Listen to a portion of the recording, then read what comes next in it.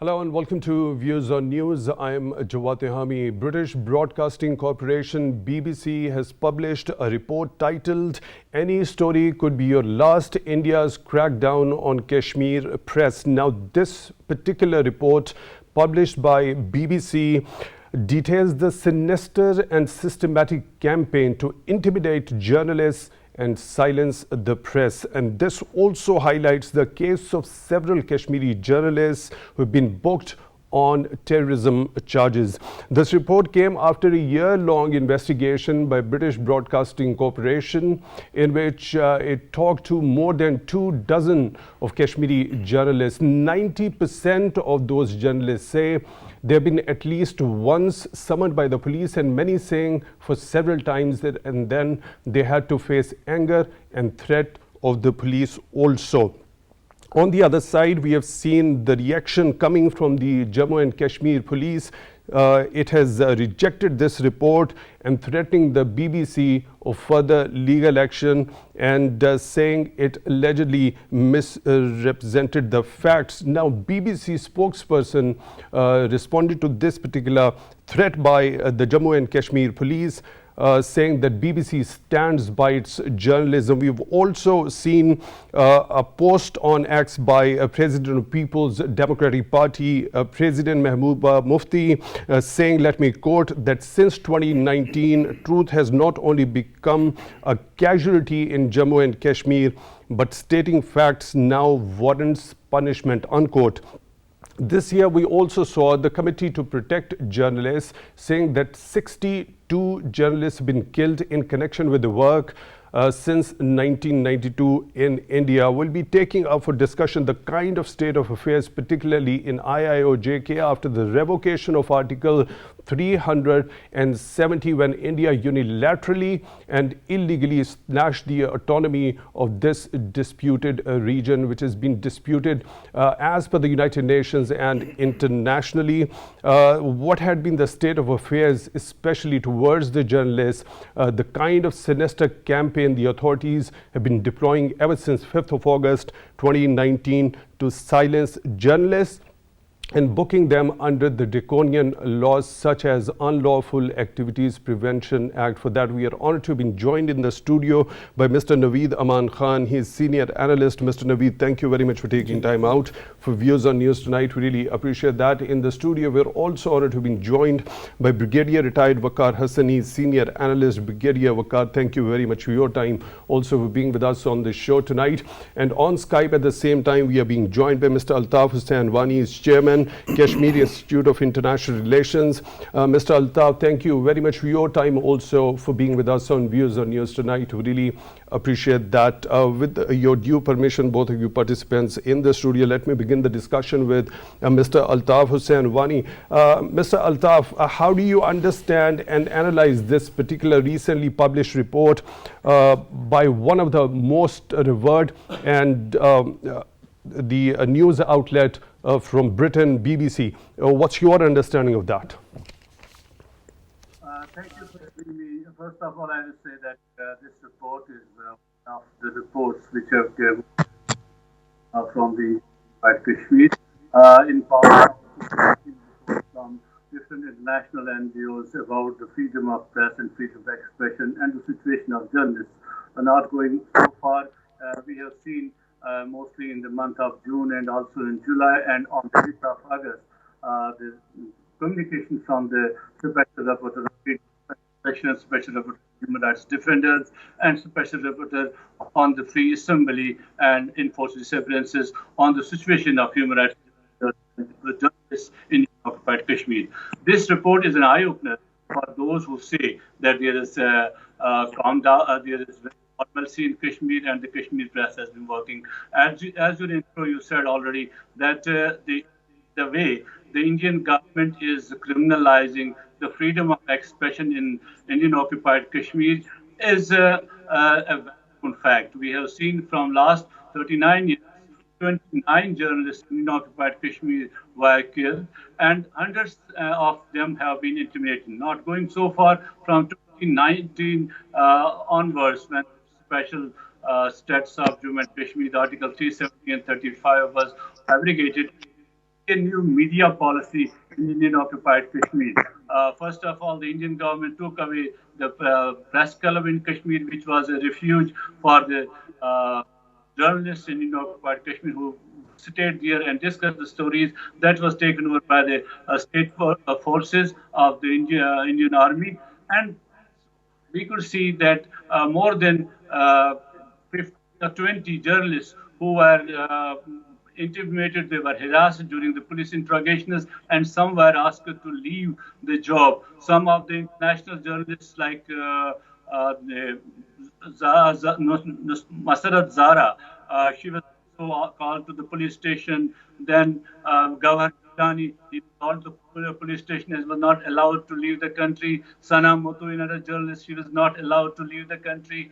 And not to talk of hundreds of others who are on daily basis getting calls and invitations from the Indian forces. As per the report itself says when the investigator was there, he was talking to the journalist, he got a call from the police station from a police officer who asked him for his family's whereabouts, for their job, what they are doing, how much education they have got, and what property they have. So these are the kinds of threats and intimidation which the journalists in occupied Kashmir are facing. On the other hand, they all newspapers in occupied Kashmir, they have become now a press release of the government agencies, because none of the journalists is allowed to say anything. The journalists you discussed in the report, like Sajjad Gul, like Fahad Shah, and others who used to write on these things, they are behind the bar on the charges of sedition and facing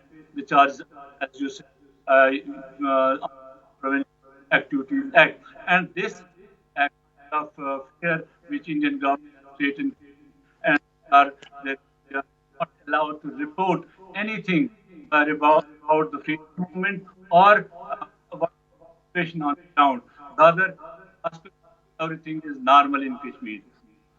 Right, Mr. Altaf, I'll come back to you to take your detailed opinion regarding the draconian laws which are in place in IIOJK. Mr. Naveed, by looking at this report published by BBC, what's your understanding? The state of affairs for the journalist community, especially in IIOJK, has worsened over time since the revocation of Article 370 on 5th of August 2019? Definitely, Jawad. The matters and the circumstances have worsened in Indian held Kashmir over the time. You know, since August 5, 2019. But you know, India has been trying to suppress the voice of Kashmiris, or has been trying to suppress the Kashmiris' struggle. The struggle of the freedom fighters, the struggle of the nation, Kashmiri nation. But India could not suppress, since you know it has come out. India, the more India is trying to suppress, the more it is coming out. And the journalist is to portray the things happening in the society. Is a mirror of the society, and journalist is never a biased person. Is a rational person to portray the pictures or incidents happening in the society. What has been happening in Indian held Kashmir is being portrayed by the journalists, and that is based on the truth. That is not an engineered story or something wrong or misinterpreted. Not, but you know. How long India will continue all this? India will never be successful in his objectives and in his goals. I mean, till today, India have achieved no success regarding Kashmir. Or atrocities are there, the brutalities are there, the massacre is there, the human rights violation is too much in Indian held Kashmir. But how long you can deceive the world? You cannot. Because India is portraying its picture in the world in a positive way.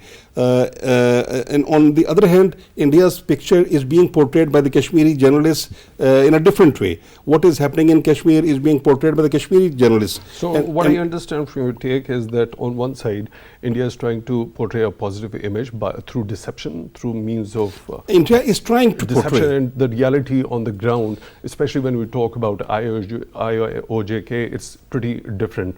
And the kind of high-handedness, as we, if remember the time when the India side was deploying troops over there after the revocation of Article 370, there was a complete communication blackout there also. Now, let me bring in Brigadier Waqar into to the discussion also. Brigadier Waqar, but putting the charges of terrorism on journalists, what does that show? I think if you look at the overall strategy, that's very important. Although I still believe it's paper transaction, I think as we have pointed out, that the Kashmiris in the heart of their hearts have not accepted it. Definitely, Hurriyat leadership or the second tier freedom fighters, but now we have Muftis and Abdullahs who I don't really trust, but still, they are even feeling the heat, and they are not, I think, even accepting it. So it remains a paper transaction, but it's being enforced. Now, if you look at the overall agenda, I'll come to the information later on. It's basically being operated in 6 domains. So you have the leadership being targeted, Hurriyat leadership, under prison, and then you have second tier freedom fighters either being, killed or imprisoned. I think there are 11,000 youth now arrested in different jails. Then you have military. They have increased the military footprints from 600,000 to 1 million. So it's now 7 versus 1. Let's say on every 7 Kashmiris there is 1. And I normally, utter that. Recently 68,000 are included last month. Now, so even if they have to hold an event like this G20 last, effort, some of the ministerial conferences, and now they are bringing in, world Miss World, pageant, and it's really shameful. I would say I would like to point out and address Miss World pageant organizers, and I think I'm going to pass some message on social media also, that at least look at what India is doing, and you are not endorsing, this oppression. And then comes geographic. You've already bisected, and then they're going for trisection. Demographic changes, the Pandit issue, and now Indians, retired people being given lands and sheltering. And then we come to the information, which is the discussion point today. That in information domain, one of course is Godi media, which is covering the narrative for Kashmir. And as we are discussing the journalists like Asif Sultan, Irfan Maharaj, Sajjad Gul, Shujat Bukhari was killed Shaheed in 20. And there are many. Yeah, and then they've even shut down the only press club in Srinagar. So this is the informational, I would say, assault. And this BBC report is, I would say, it's one coming after 6 months. It is so much of blackout that actually you don't know what is happening inside. So even this small little research and report, basically affects Moody and Godi media so much. Now they are threatening them for legal action by the police, and there is a state investigation agency also. Then they have an NIA, and then they have their intelligence agency. So I think this is happening in front of the entire world. So it's, I would say, an assault on people of Kashmir, something very closer to what was the neo-Nazi agenda or the Zionist agenda in Palestine. I think they are very similar, and probably India is using the same, playbook. So it's very important to highlight these aspects and tell the world that what is happening inside. So Brigadier Waqar, when we talk about the legal action, the Jammu and Kashmir police, of course, reserves the right to go into the legal action if they want to, and if they find themselves that the facts have been misreported against them. So we've also seen a pattern being developed in India. Earlier we saw the raids on the Mumbai and Delhi offices of BBC after it launched a documentary that established the very role of the then CM Gujarat in the Muslim massacre over there. Then when we talk about the response by the BBC spokesperson, they say that we stand by journalism. So in a case, if the Jammu and Kashmir police go into the court and take a legal action against BBC, do you think BBC would be in a position to defend itself? Yeah. I think there's already discussion in India by the liberals that RSS is now monopolizing everything, proxy, military and judiciary. I would even, I think, project that the case for restoration of state of Jammu and Kashmir, Indian occupied Kashmir, maybe the Supreme Court would side with the state and not with people of Jammu and Kashmir. So they are like in case of Babri Mosque, there were 3 Brahmin judges, so Supreme Court who were deciding, and now again you have 3 Brahmin judges who are sitting to decide the fate of Kashmiri. So I think even if they go and take it to any court, whether it is the state court or the high court or let's say Supreme Court, I think they'll find some way to let's say penalize BBC. And just imagine, BBC is supposed to be liberal voice in the West who talks of human rights, and it is one of the most prestigious I would say outlets, media outlets. But there also, if you look at social media laws, again like Facebook, Twitter, you have YouTube, they have to follow basically Indian instruction. And the suppression is so much, like any liberal voice, like even Hindu liberal voices, like Gauri Lankesh or Professor Dabul, they were taken out by Sanatan Sanstha and Abhinav Bharat, the fundamental terrorist organizations. And some of their members are now members of Lok Sabha, like Sadhvi Brigade Thakur. So that's the kind of reward being given. You have Delhi mob lynching, you have suppression of Popular Front of India in the south. There are certain Muslim enclaves where you have a majority, and the Popular Front of India was coming up, and now they have banned it, and they have been, I think, raided last week, 16, all Muslim majority districts. So this is, I think, this is that dark night that even I think Barack Obama highlighted, that in case this keeps happening, India may implode from inside, and this has to be, I think, exposed. And then we have like 250 million Muslims in the mainland India, and probably 10 million Muslims in the Kashmir Valley and rest of Indian occupied Kashmir. So there's a need, I think, for a campaign to expose India. Right, Mr. Altaf, what's your understanding? Why booking journalists on terrorism charges? What does that serve as far as Indian authorities are concerned?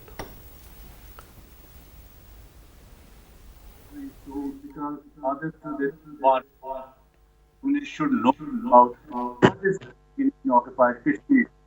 Because that already, what I told you here, 59 journalists killed in occupied Kashmir forces, and similarly others are threatened one way or the other. They don't want that it should come to the courts of the national community. That is why now the India ranks 151 out of 180 world peace and freedom. So this is the way how the Indian society has been criminalized by the Indian government, by the current BJP government, that they don't want anything to come out. It's not only in Indian occupied Kashmir, it's throughout India. There's all those same voices. Mr. Altaf, I seek your pardon for the interjection over here. Unfortunately, there is sort of distortion when we are having interaction with you. We'll try to rectify that, and in the meanwhile, I'll go back into the studio. And Mr. Naveed, booking the journalists under terrorism charges, what does that show? What purpose does it serve for the Indian authorities? It is to suppress Indian voice. The voice of the voiceless is being suppressed. If you charge the Indian journalists against terrorism, it means that you need not raise the voice of those who are being tortured or being targeted in Indian held Kashmir. But how long, It is 21st century, and the media is too vibrant. You cannot, silence the entire world. There are many mechanisms and mediums of having information in the entire world. If you kill or you torture or you silence any journalist in Kashmir, it doesn't mean that you can silence the entire world. So what is happening in India, if Indian Supreme Court and the High Courts, they stand by the India as a state, they cannot portray their picture in International Court of Justice or in the international arena. The BBC is not their part. The BBC is an independent, organization and very rational. They have their rational point of view, and they portray the things wherever it happen in the entire world. And it is happening. What is happening in Kashmir is being portrayed and being highlighted by BBC. And not only the BBC, but the entire international media is portraying the same thing, which is happening and which is in which India is trying to hide. And India is now trying to charge the the Kashmiri journalists against terrorism, just to pressurize them, just to keep them away from what they are doing as a journalist. But journalism means it is their obligation, it is their duty to portray what is happening in Kashmir. One more thing should be initiated. The UN observers should be deployed across the border in Indian held Kashmir in particular, and the statement of the UN observers would be very, very important for the entire world, and that also endorses the picture which is portrayed by BBC. Right. Let me go once again back to Mr. Altaf. Mr. Altaf, now the Jammu and Kashmir police has threatened BBC to take a legal action against it for misreporting the facts, allegedly so. Do you think during its defense, if the Jammu and Kashmir police goes into the court taking a legal action against BBC, do you think BBC stands any chance of getting justice from the legal system there? You see, first of all, I think this is just to threaten the journalists that they are going to against the BBC. We have seen the Indian response to all such reports and all such truthful reports in past, also in the same coin. You know about when UN High Commissioner issued the report in 2018 and 2019 on the human rights situation in occupied Kashmir, while it was said that what India is doing in Kashmir, how they have carried out the genocide in Kashmir, how they are suppressing the freedom of expression in Kashmir, how they have carried the enforced disturbance in Kashmir and all the decisions, and rape in Kashmir, especially the death of Kunan Poshpura. At that time also, the Indian response was that this report is malicious and fallacious, and it has no ground on, and that this has been the Indian style of response. And if you know also, when the Gauri Shankar Goriland was killed in Karnataka, and then thereafter Amnesty International issued a report, and then Indians banned the Amnesty International. They raided their offices in throughout India and did not allow the Amnesty International, the country director, to leave the country. This has been the Indian way of doing the things. Unfortunately, the international community, when I say international community, I mean the big powers who are the movers and shakers of international politics. They are not making India accountable of its crimes against humanity. What she is doing to the journalists in Kashmir, it's not only the journalists, what she is doing to the common people in Kashmir. What she has been doing it for last 34 years, at least the way they have carried out the massacres in Kashmir. They more than 10,000 people who are enforced disappeared by the Indian forces who live in the unmarked mass graves, for which the European Union has also called for that they can provide the Indian government financial assistance as well as technical assistance for taking the forensic of those remains. But India did not respond to that also. So the Indian government or the Jammu Kashmir police claim that they are going to do something against BBC. BBC has done this report for 1 year's investigation. They have talked to the journalists from door to door, going from Kashmir's post to pillar, and they have testified.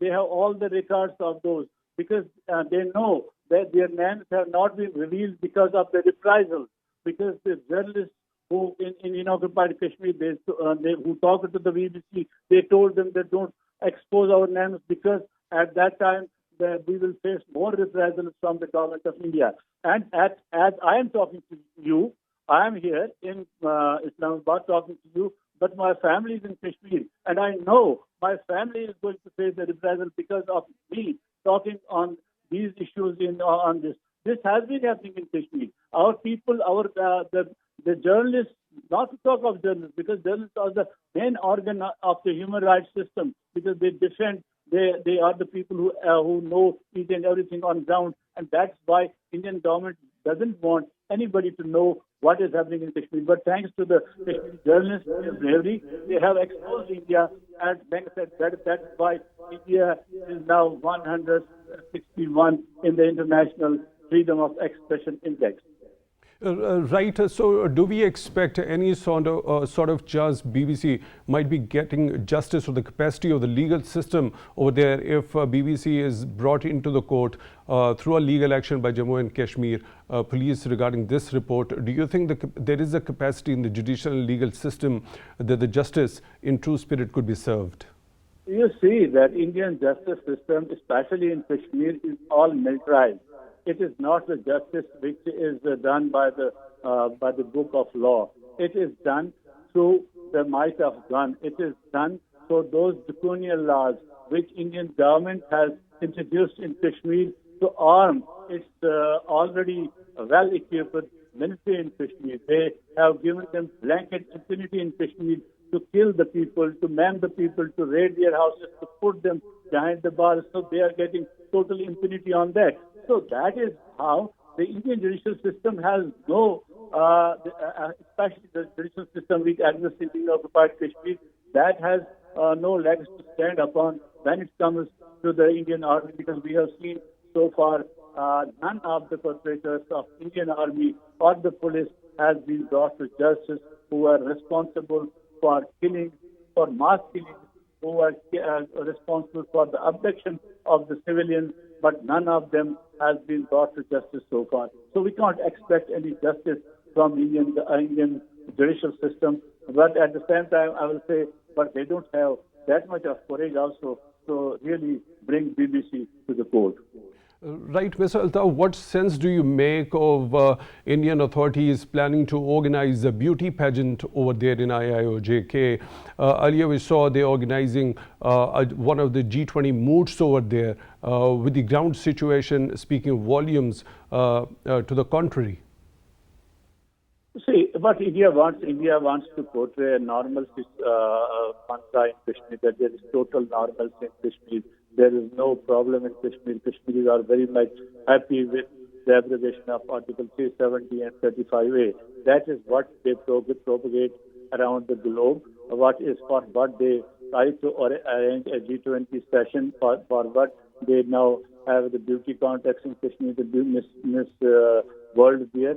This is all in order to say they want to fool the international audience. But we know at the same time when they organized the meeting of G20, the tourism meeting in Kashmir, that failed utterly. They were failed.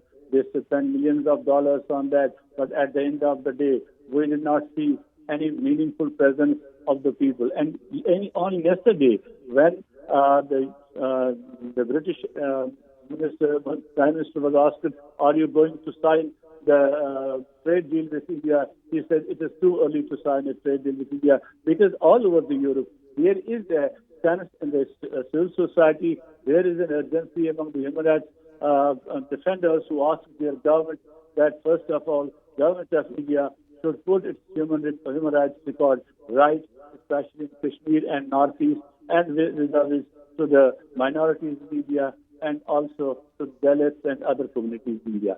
So I think India is under tremendous pressure on its human rights front from the international human rights organization, but the Indian style of their advocacy and response is that what they did by the Indian case of Jammu and Kashmir, that we are going to take the BBC to the court for their report. But BBC has its report very right, and it's not only BBC. Each and everyone knows what is happening in Kashmir. As I earlier told you, that only 4 days back we have a communication from the 4 of the special rapporteur from the Special Prosecutor Division of United Nations High Commissioner on the same issue, on the issue of human rights defenders, where they asked the government of India to release Khurram Parvez, to release Irfan Mehraj, and all other journalists who have been abducted, who have been put behind the bars on false charges, on sedition charges under UAPA. Right. Mr. Altaf, please stay with us. Brigadier Waqar, when we talk about, already you mentioned that India plans to organize a beauty pageant over there at IIOJK. We saw earlier the former governor of IIOJK, Mr. Satyapal Malik, also making revelations regarding the Pulwama attack and the role and the responsibility of its interior ministry and the Prime Minister of India also. Now, when we talk about the responsibility of the organizers of such events in internationally disputed territory, don't you think they take security as a concern, because India had been known for carrying out the false flag operations, so there could be a security threat to the people participating becoming the part of such a event over there? I think this is significant what Satyapal Malik said, and I think it was then resonated by Prashant Bhushan also, one of the Supreme Court lawyers, that most probably, because 2024 is very critical, I think RSS is now looking at India becoming a Hindutva republic. And I am very sure that they are going to move, maybe they give it a different name, but they are going to move, and Modi is expecting after Chandrayaan 3 landing and all that, that probably he is going to get 2/3. There are certain surveys, especially in the Hindutva belt. Now we come to this beauty pageant. What India is doing, basically it understands that it can get away from international community. So these voices like BBC reports or some criticism is all okay.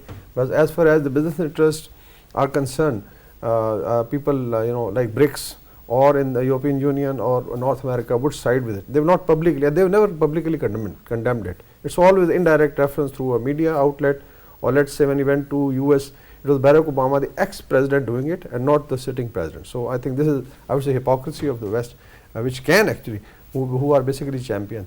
So this, I think, beauty pageant for Pakistan is very important, that and what we need to remind the organizer, because if you look at the campaigns of all the, let's say, Miss World who are selected, or number 2 or 3, then they are given some campaigns, they become ambassadors for human rights, for children rights, so I think most important would be to target the beauty pageant on social media and ask them to basically analyze the plight of women in Kashmir and the children. Like 2016-17 was year of dead eyes. Then we have, I think, almost 7,000 half widows in Kashmir. You have unmarked graves. So this is all human rights, and what we have to convey, I think, and I did it. One of my posts on Facebook was replied by Miss Trinidad and Tobago, that India is so great. I said, at least I was very decent that analyze what has happened in Kashmir in last especially 3 decades. So it's very important to launch a campaign. I think Mishal Malik has done something on that she came up to highlight, and social media is a very powerful tool, and from your platform to, I think, really target the Miss World pageant organizers and remind them of the human rights, the women rights, and what is happening. Because I think if there is a strong campaign, and then it could be Kashmir diaspora from I think West who could join in, Pakistani women folk should come forward, and I think we can succeed. Even if you can dent it, it will, I think, communicate a very strong message to international community and such organizations. Right. Brigadier Waqar, how do you think if the participants of this beauty pageant are going to go to IIOJK? So this particular event is going to be organized by Indian authorities in a well-controlled, tightly controlled environment. Do you think they would have got, get an opportunity to roam around and see the actual ground situation over there, the kind of miseries the innocent Kashmiris are living in? Definitely not, because as you said, right from the airport down to Dal Lake and wherever then they are staying, so it will be definitely sanitized, and there will be a lot of deployment of forces, and they'll make sure it is not disrupted. But I think when you talk of the message, what has happened in Kashmir, this can always be, we can actually go around it, and through social media, it's very easy to now, even individually, or the participants, that one could, remind them. It's not really targeting in the sense that we are doing trolling, but we are just reminding them that if you are holding this pageant, so you are actually stamping oppression in Kashmir. You are stamping the oppression against women. You are stamping the oppression against, and basically you are helping the RSS to ultimately achieve their agenda of Hindutva. There is a very interesting argument by Shahid Bolson. Now this guy is basically an American, although he is considered a rebel. He is analyzed, I think, in the last 1 month. There was a video on how India should actually be treating Muslims, and he said that in case, let's say, the way you are doing it to Muslims in the Middle East are doing it to Hindus. Just imagine how much financial loss. So he says it's basically not a good strategy, and I think we also need to work on that for Islamic world, and it is all visible. Delhi lynching, daily oppression of Muslims. Now we had a video where a teacher is telling a Hindu boy to It has slap. trickled down to the level of school Yeah, also. so I would say the mob lynching is now permeated into schools, into kindergarten, just imagine. And I think today we had a video where, a guy, Muslim guy in a library was basically trying to sell the books, and the lady started, beating him because he said, you can write your number and I'll send you the books. So it's becoming very, very common. And I think high time that Islamic world should also realize business besides, but as far as human rights are concerned, that should be the primary. You already mentioned Chandrayaan-3, India's moon landing. I'll come to you to take your understanding of how is it trying to use that one to get the 2/3 majority that you already mentioned might be there, that scenario might be there in the 2024 elections. Mr. Naveed, what's your understanding? Do you agree with Brigadier Waqar? Can Pakistan use this particular beauty pageant if it is organized over there in IIOJK to its own advantage to sensitize at least the participants about the grave human rights situation? Definitely. Pakistan should use this event as well. And the Kashmiris, they themselves can come out and raise their voice against this event. I think the daughter of the region and the daughter of Kashmir is is Miss World. The world should focus on that daughter which is being raped there, which is being tortured there, which is now going to be often there, and that daughter is that girl is the Miss Miss World or Miss Universe because of that brutality which she is facing in Kashmir. And the Pakistan and the international forums, the UN, the international bodies, they need to focus that girl which is being tortured there in Indian held Kashmir, not those who are walking on the ramp. I mean, those are not. Don't you think it should, the kind of statements which have come from Bharatiya Janata Party leaders regarding even those women who have passed away who are resting in their graves, I don't want to quote those statements, but don't you think those statements, after looking at those statements, it should actually send chill down the spine of the participants of this beauty pageant, and they should not even consider to come over here? Absolutely right. But India is trying to portray the picture of Kashmir to the world that Kashmir is a part of India. But Kashmir is not a part of India. It is a disputed part, and Pakistan is party to it. And Kashmir, India cannot portray that picture which India is trying to portray in the entire world because of this event. What to talk about that report which is being published by BBC about all this? I mean, these are two contradictory reports. One is that event, and one is massacre and killing and tortures and abduction and enforced and suppressed situation. So India cannot portray that picture in that nice way, which India is now trying because of this event. The actual picture is of that daughter which is being tortured there in the streets and being dragged by the police or the armed forces or being kicked by the police.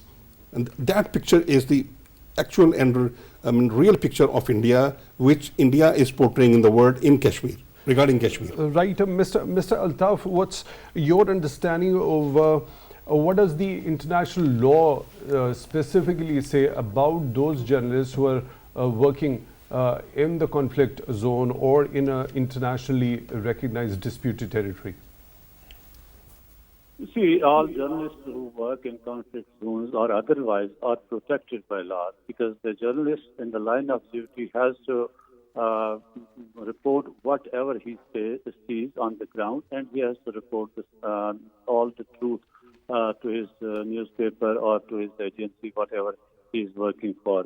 You see, now it's not only the local journalists are working for some small papers. These journalists are the Kashmiri journalists who have been tortured, who have been sometimes called to the police stations, who have been put behind the bars, or who have been threatened, or who have been they were restricted not to travel abroad. These are journalists who are working for the international media. These are not the ordinary journalists. They have worked for the international media.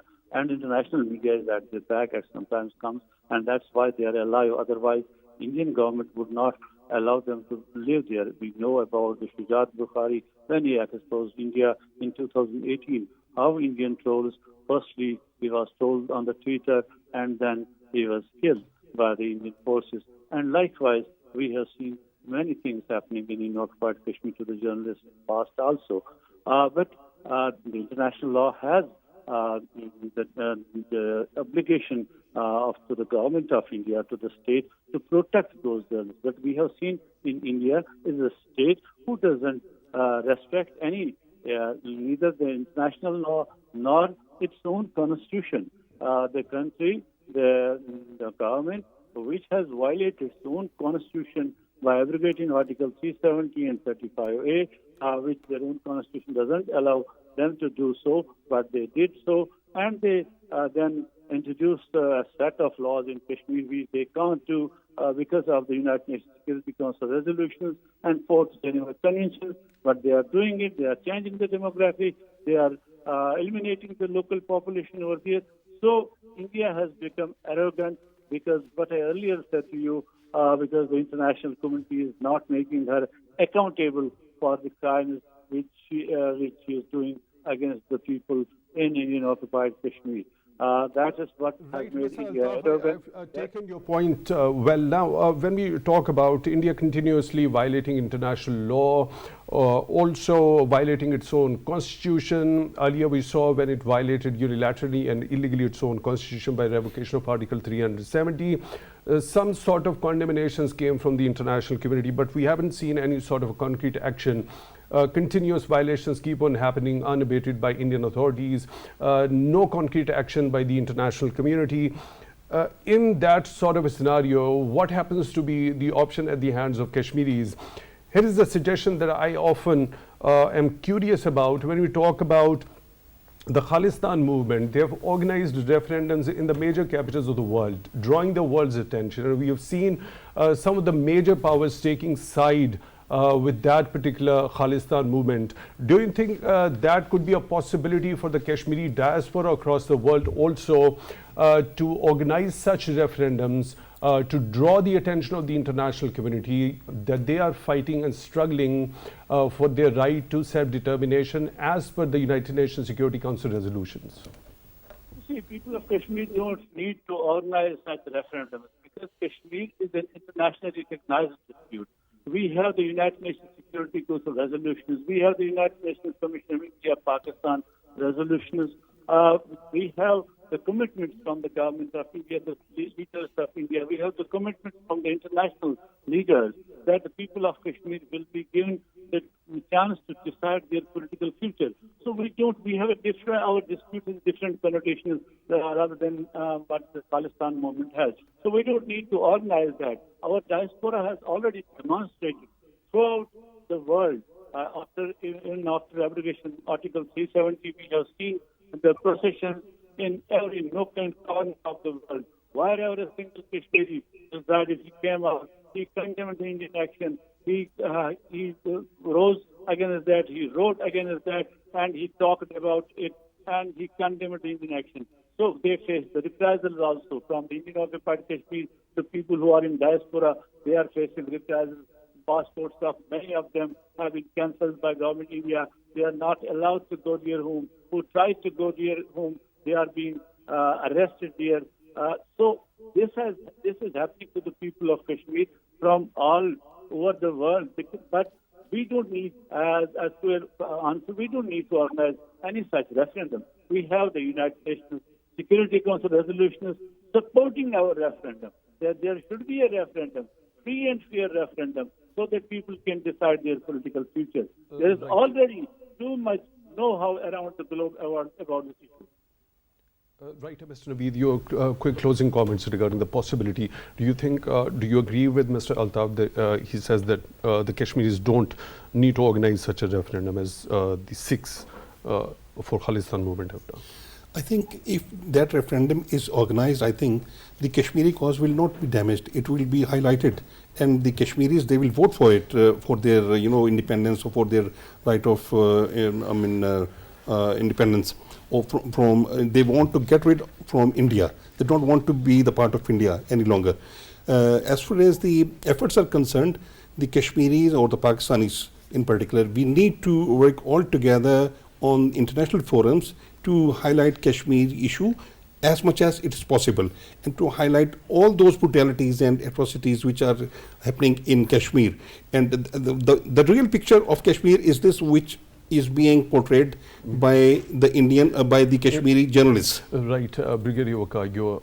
yeah, I think because in the way India is controlled everything, so it's always better to now bypass, and social media allows you. So Khalistani referendum was done through social media, and if even look at demographics of UK, just give me a minute, it's I think more 1.5 to 2 million Pakistanis, 90% are Kashmiri origin. So you have a huge diaspora in North America. So basically it's using social media power, and you have a government of Azad Kashmir, you have a government of Pakistan, and Khalistan didn't have a government, mind you. There were 5-6 activists who did it through social media. So basically it's not only symbolic, it's basically to bypass Indian oppression, the choke, and then you do it through social media. I am sure there will be a lot of people who join it, and then you can communicate a very strong message to India that people reject this oppression, and this paper transaction, as I say, is not acceptable. The media can play very vital role, regarding all this. Unfortunately, we are short of time. I'll have to end the show over here. I wish we could have gone into the details of the moon landing of India, and some of their leaders also demanding the government to declare moon as Hindu property. And you already mentioned that whether this landing is going to give them 2/3 majority in the upcoming general elections, a point to be discussed somewhere in the next show perhaps. Thank you very much for being with us on the show, Brigadier Retired Waqar, Hassan, Senior Analyst, Mr. Naveed, Aman Khan, Senior Analyst. Thank you very much for your time. Also on Skype we were joined by Mr. Altaf and Wani, Chairman, Kashmir Institute of International Relations. Thank you very much for your time, Mr. Altaf, also for being with us on the show tonight. With that, we come to the end of today's show. Thank you for watching.